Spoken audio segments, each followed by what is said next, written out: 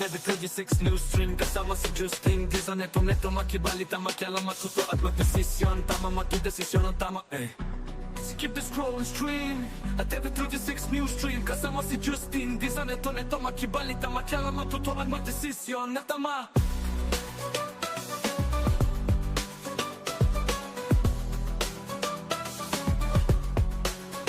Skip the scroll and stream at TV36 News Stream kasama si Justin Dizon. Neto makibalita, makialam, matuto at magdesisyon na tama, magdesisyon na tama.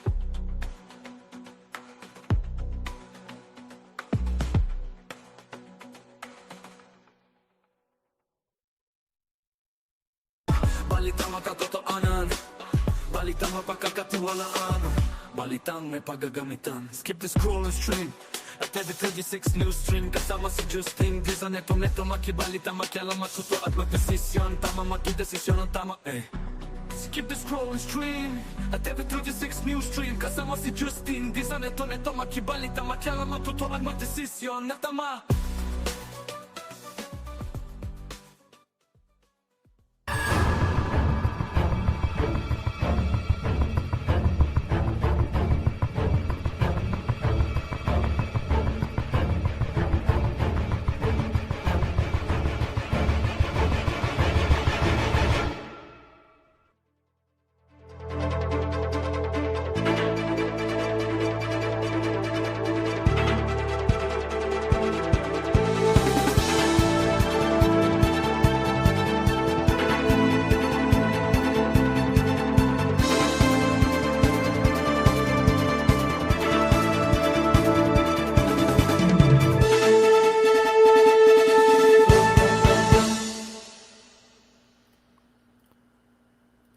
Isang maulan pong hapon ng Martes, Central Luzon. Isang magandang hapon po. Ako po ang inyong lingkod, Justin Dizon.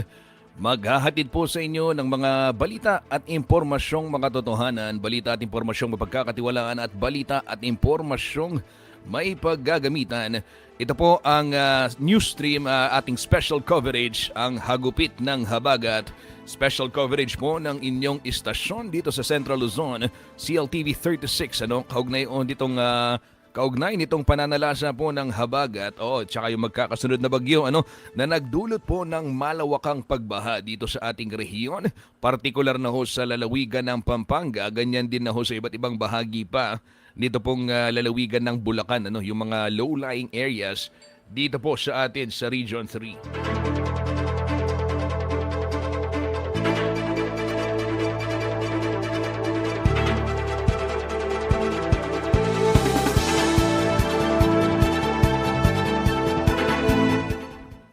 Kumusta ho kayo mga karehiyon? At kung kayo ay nakatutok dito sa ating programa, live tayo sa ating YouTube channel at CLTV 36 Official. Ganyan din po sa ating Facebook page at CLTV 36 News. Mag-comment lamang kung meron pong nais isang guni, di kaya naman ipaanunsyo kaugnay ho ng inyong kalagayan with regards of course dito po sa kalamidad na nararanasan natin sa iba't ibang panig po ng ating rehiyon.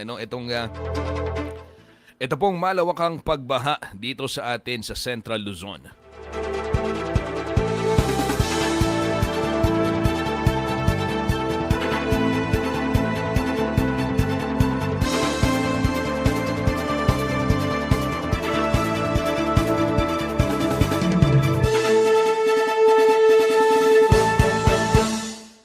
Simulan ho natin ang balitaan. Ito, banggitin ko muna yung mga nagsuspinde ng kani-kanilang mga klase. Ayan ho, mga kabalen, mga karehiyon.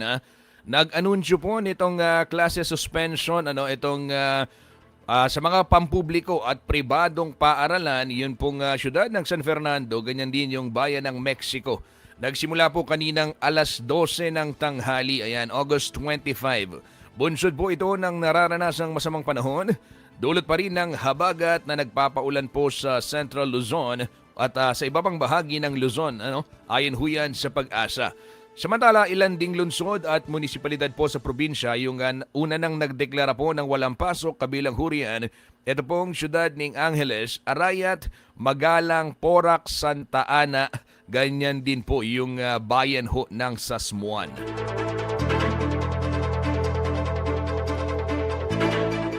O yung mga estudyante ko, ayan online muna itong ating klase, ayan Dahil suspended ito pong face-to-face classes, gawa nga ho ng marami pa sa lalawigan ho ng Pampanga ang nakalubog ho sa baha sa mga oras na ito.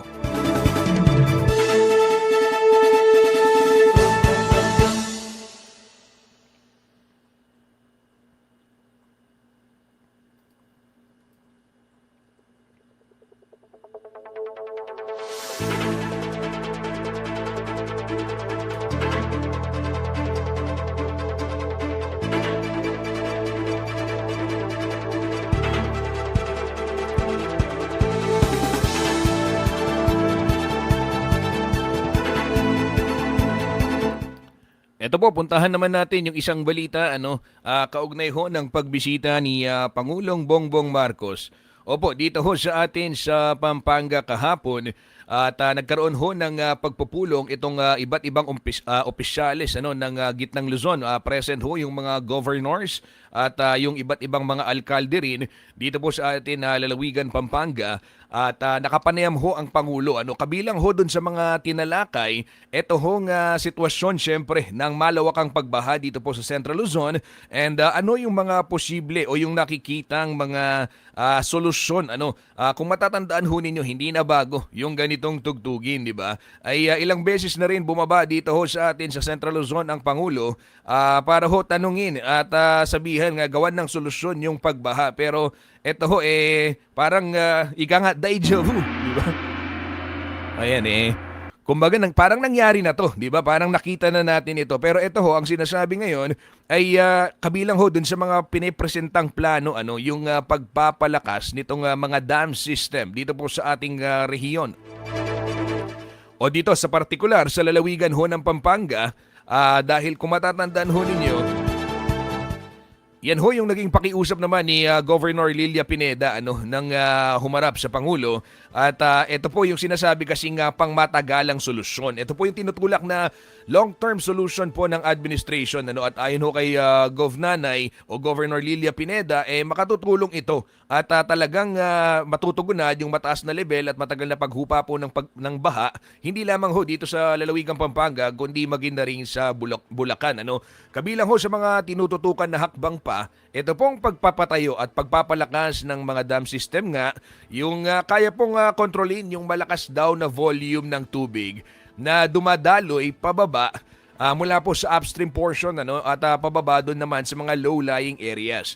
Ayon ho kay Governor Pineda, ipinaliwanag sa kanya ng National Irrigation Administration o NIA na hindi po magiging komplikado itong sinasabing implementasyon ng malalaking proyekto o yung itong istruktura. Yung dahil sa mismong river channel ilalagay yung structure Inaasahan pong hindi magiging malalaki daw ang problema sa usapin naman ng ROA o yung RWA, Row Acquisition, ika nga, di ba? Yung right of way acquisition. Gayon man, wala pang itinakda pong petsa para ho sa nasabing proyekto dahil patuloy pa umanong binubuo ang master plan para ho sa mga kaugnay na flood control at water management projects dito po sa ating rehiyon.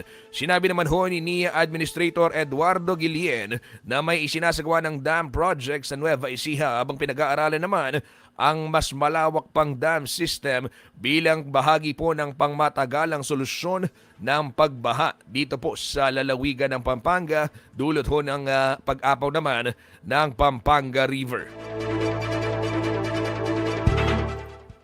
Pakinggan ho natin ang pahayag ni Engineer Guillen ng NIA kaugnay ho nitong sinasabing ang pagpapalakas ng mga dam system dito po sa lalawigan ng Pampanga.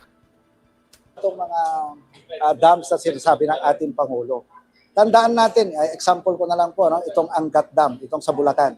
bumaha po sa Bulacan, pero yung Angat, hindi po siya nag-release ng tubig. Meron pang around 20 meters na kailangan niyang punuin. Ano po. So imagine, kung lahat ng 4 na ilog na yan ay nakokontrol natin ang tubig, malaki pong kabawasan ito sa pagbaha. Dito rin ho sa Pampanga River, yung ating Pantabangan Dam, na isang tributary ng Pampanga River, ay hindi rin po nag-release ng tubig. In fact, 30 meters pa ang dapat nating punuin dyan. So, ang isip ng ating Pangulo, kung lahat ng mga ilog na ito upstream, ay maipon natin yung tubig. Kasi ang tubig para sa kanya is resource. Kayamanan yan . Instead na makapanira, ay gawin na natin kapakipakinabang from vein to bone. Yun yung term niya sa akin. Gawin natin from vein to bone yung tubig. So, yun po ang ginagawa ng NIA at ng DPWS at tutulungan po kami. At ang DP naman, sila po yung gagawa ng mga sabo dams na pwede rin naming gawin pong irigasyon. Ang tanong, nabisa ba itong mga dams na sinasabi ng ating Pangulo? Tandaan natin, example ko na lang po, itong Angat Dam.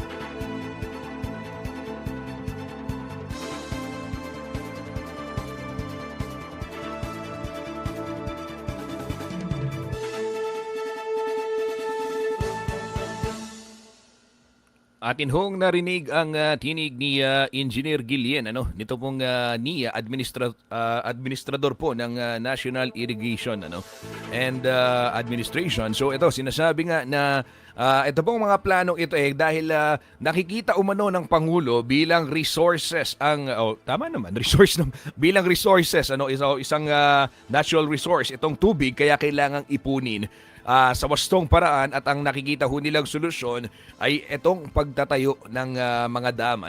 At sa ngayon, gaya ho ng nabanggit kanina, ay wala pa na mga eksaktong petsa dahil pinag-uusapan pa rin ito pong master planning at paano, ika nga, ay pagkakaroon ng iisang plano, di ba? Iisa pong disenyo. Dahil ang problema, o madalas maging problema, ay doon sa mga bayan-bayan, may mga flood control project, ngunit may mga pagkakataon na hindi magkausap itong mga proyekto, o hindi magkatugma itong mga proyekto.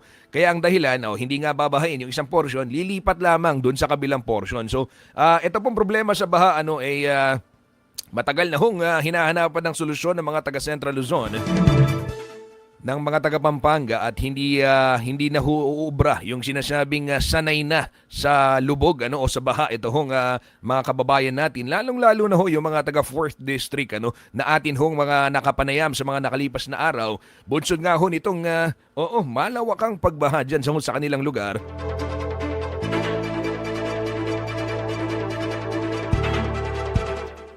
Ito naman mga karihan, isang malungkot hong balita sa lalawigan naman ng Tarlac.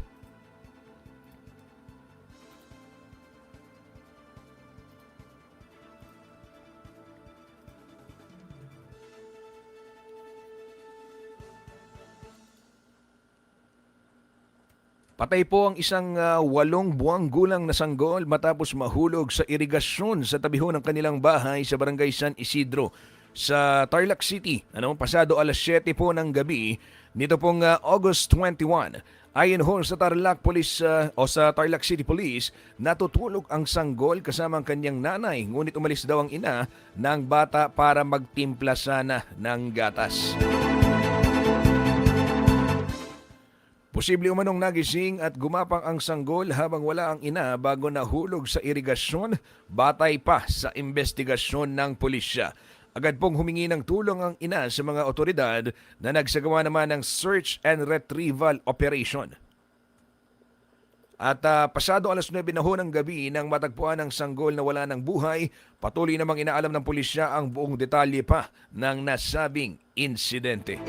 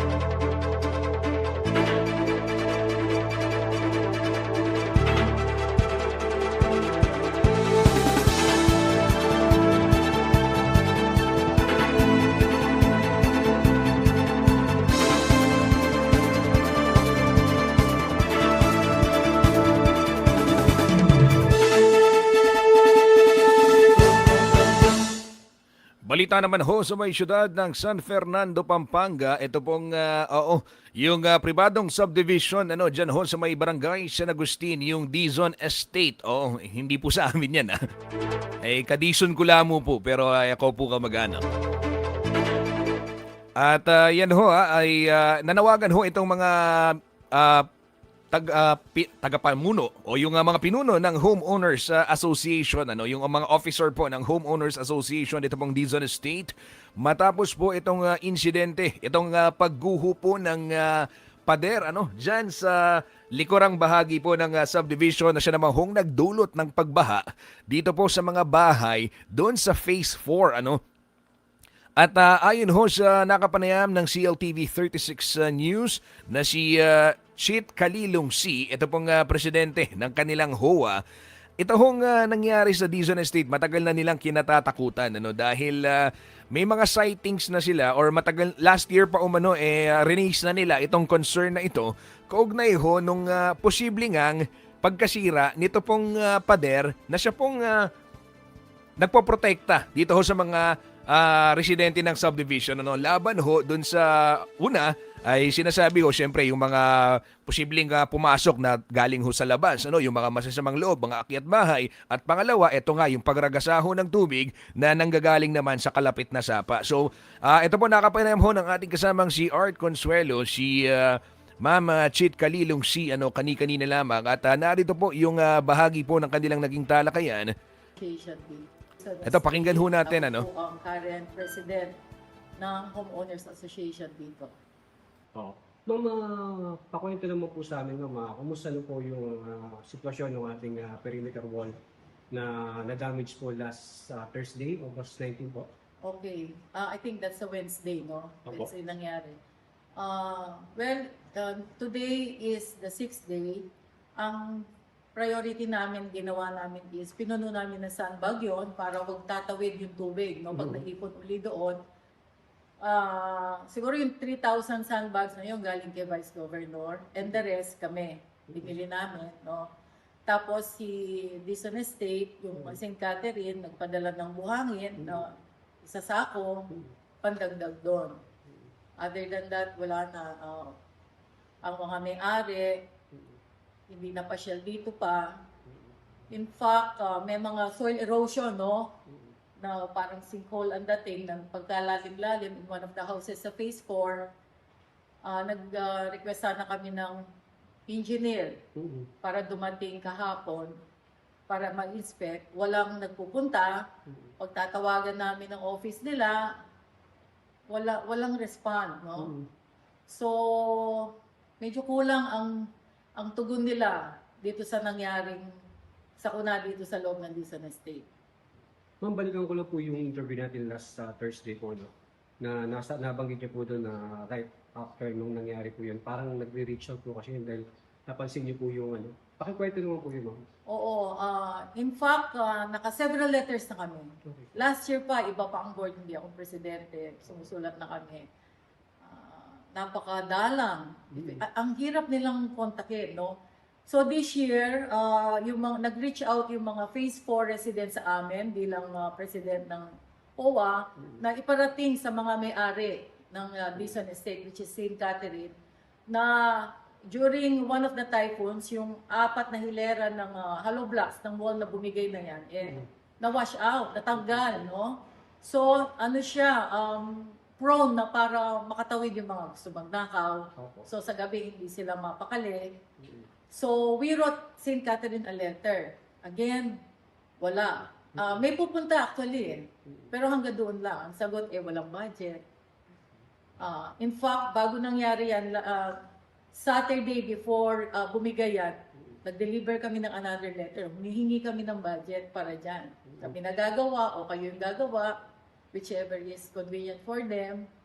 Again, walang respond until bumigay na nga yung wall na yan. And one of the officers ng Phase 4 noong 2025, nag-hand carry ng letter doon. Sila na mismo dumiretso. Sinasabi nila, pwedeng bumigay ang wall na yan. Magpadala kayo ng tao. 2025 July yun, ha? Nakikita na nila na baka may masama mangyari dyan sa wall na yan. At may letter siya to prove it na ni-receive. nagpa-picture pa siya kay one of the owners, no? Pero again, walang tugon. Yes. So ngayon ma'am, ano po yung plano po natin yun? Okay.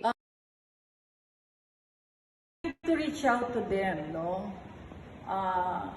Meron kami nakaschedule na meeting sa Webes. Pag hindi sila dumating, pupunta kami sa DSUD, no, sa Department of Human Settlement, to mediate with us. Maybe that is the only way for them to come and sit down with us. Kasi yung mall na yun, that is private property, sila may-ari nun eh. Okay po. Kailangan nilang pagawa yun. At habang hindi nagagawa yan, ang daming pwedeng maging problema. Pwedeng nakawan yung mga nandoon. At kamukha nito, umuulan na naman, no? Magbibuild up ulit. Ano ba? They need to talk to us. Nangyari na yan eh. Let's find solution to the problem. Yung hindi sila pupunta, this is the 6th day. Yung hindi sila pumunta, it leaves a bad taste in the mouth, no? Na parang wala kang pakialam sa mga, we like it here, maganda yung lugar. And we have a great community here. Nakikiusap lang kami sa kanila to sit down with us, check out that wall na bumigay, and let us know ano ang balak nilang gawin doon. We demand no less than that. Ma'am, as a president po, ano po yung mensahe po natin, lalo na po doon sa mga residente na nandun, na mga ngamba po. Okay. Ano po yung maaasahan nilang tulong po para sa... Okay. Kami sa Homeowners Association, no, bilang President and my Board of Directors, sabi namin sa kanila, hindi namin sila papabayaan. We will be their bridge to St. Catherine para i-demand yung dapat ipagawa dyan. No? In fact, we have 2 meetings this week to attend. Hindi na kami nakakapagtrabaho. Talagang ito yung pino-prioritize namin. Kasi we can see yung anguish, no, na nararamdaman nila sa nangyari nito. Mga sasakyan, sabi ko nga, siguro 10-15 tow truck ang dumadaan. Lahat ng mga sasakyan dyan, halos lahat. And yung mga sasakyan na yun, ginagamit nila for their livelihood. Nawala yun. Yung sasakyan, yung mga bahay nila, nasira mga pader. So kami dito, as you can see, wala kaming problema. Pero that doesn't mean hindi kami kikilos. Sabi ko, we are here for you. At pagtutulungan natin para maayos itong problema nito. Any words po para muna naman po, St. Catherine? Okay, sa St. Catherine, nangyari na po yon. Let us sit down and discuss with us ano magandang gawin doon, no? Paalam nyo naman sa mga tao. Sa totoo po, you have a very nice place here. Our community has your name, no? It's Bison Estate. Sa entrance pa lang, ang dami nagsasabi, we have a nice place here, no? Maganda, and the community is great. Maganda, lapad, very wide streets, no? Ito lang, I think, as the developer, responsibility nyo yun. Wala pang nata-turn over dito eh. Sa inyo pa yung wall na yan. So, to secure the properties against theft and against flood, dapat lang maayos yun. And we are waiting for you to come speak to us. Yun lang po. Thank you, ma'am. Okay, salamat din po.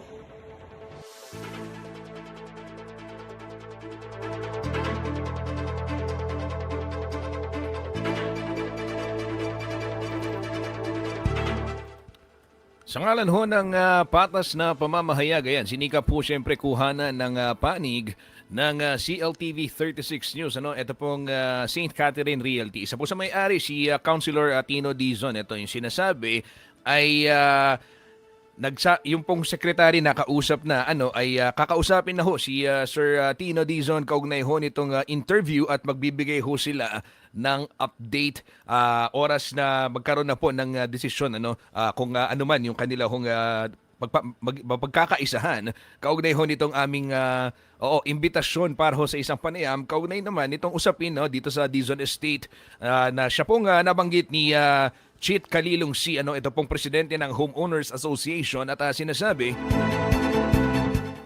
ay last year pa nga, ulitin ko lamang, July of 2025, meron pong ipinadalang sulat sa tanggapan po ng developer para sabihin nga na posibleng mangyari ito at ito na nga ho, ay nangyari na umano itong kanilang kinatatakutan.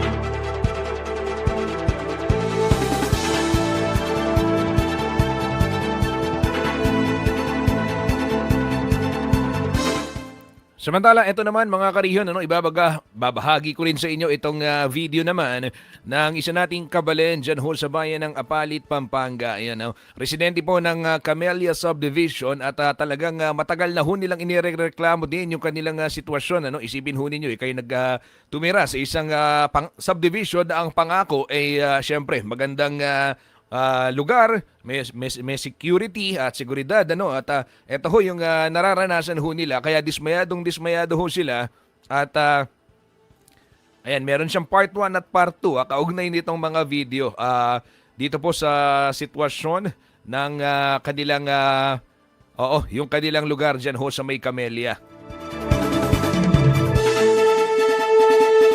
Panawagan ho nila rin mula sa developer ito pong agarang solusyon din at pangmatagalang solusyon sa kanila pong kalbaryo taon-taon na nararanasan dyan po sa bayan po ng Apalit dyan ho sa may subdivision sa Camellia Homes dahil talagang hindi po biro yung taas ng tubig na kanila pong kinahaharap tuwing ganitong darating po yung pag-uulan.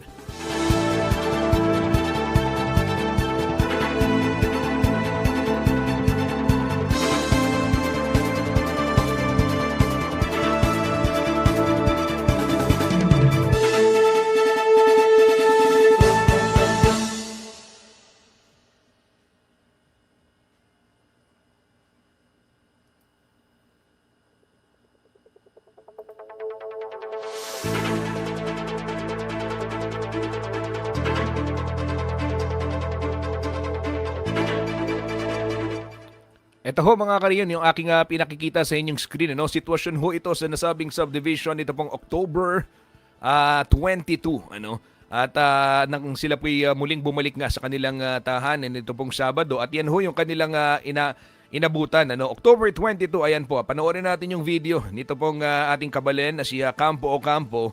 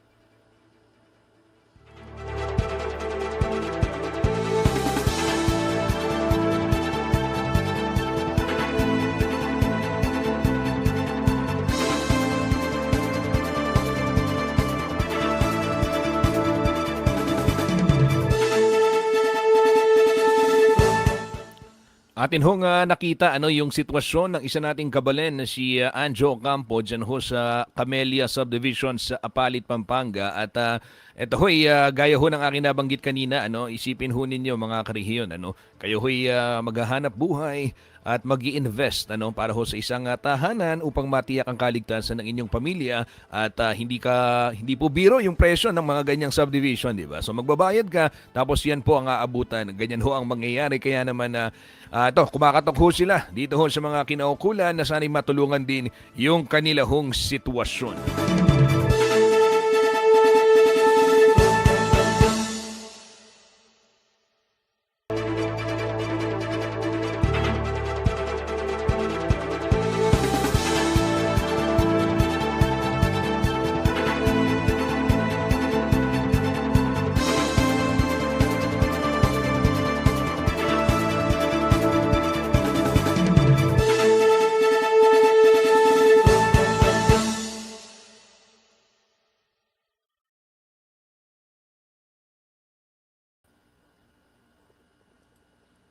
At dyan po nagtatapos mga karihiyon, ito pong ating paghahatid ng mga update kaugnay ho nitong nararanasan nating pagbaha sa iba't ibang bahagi po ng lalawigang Pampanga. Ganyan din ho sa may lalawigan ho ng Bulacan, sa bayan ho ng Kalumpit. Mataas pa rin ang tubig. Mag-like and follow lamang dito po sa ating page at CLTV 36 News para po sa iba't ibang mga balita. At mag-subscribe na rin kayo sa ating YouTube channel at CLTV 36 Official para po sa mas marami pang content kaugnay ho nitong hindi lamang ng habagat, kaugnay ho ng iba't ibang mga kaganapan dito po sa ating rehiyon, gitnang Luzon. Live din ho ngayon mapapanood dito pong kapihan kasama po ang kapisanan ng mga broadcaster ng Pilipinas at isa pong proud member ang CLTV 36, ganyan din po ang RW 95.1 FM sa KBP. Kaya panoorin ho natin kung ano yung hinahanda po nilang talakayan para sa atin ngayong araw. Opo, kabilang hurian mga karihiyon, ito, papakita ko na rin. Isisegue ko na at maya aking bibitawan para po diretso tayo dito sa kapihan naman ng KBP. Opo, mga karihiyon. At tungkol ho ito sa 70 years of devotion, penance, and charity. The Pampanga Legacy of the Virgen de los Remedios and Santo Cristo del Perdon. So ito po, pakinggan ho natin at akin nang tatapusin ang aking streaming. Tutok lamang sa panibagong streaming dito po sa CLTV 36. Muli po, sa ngalan po ng buong puwersa ng CLTV 36 News and Current Affairs, ako po si Justin Dizon. Ito po ang hagupit ng habagat, ang special coverage po ng inyong istasyon, CLTV 36 sa pananalasa po ng habagat dito po sa ating rehiyon, Central Luzon.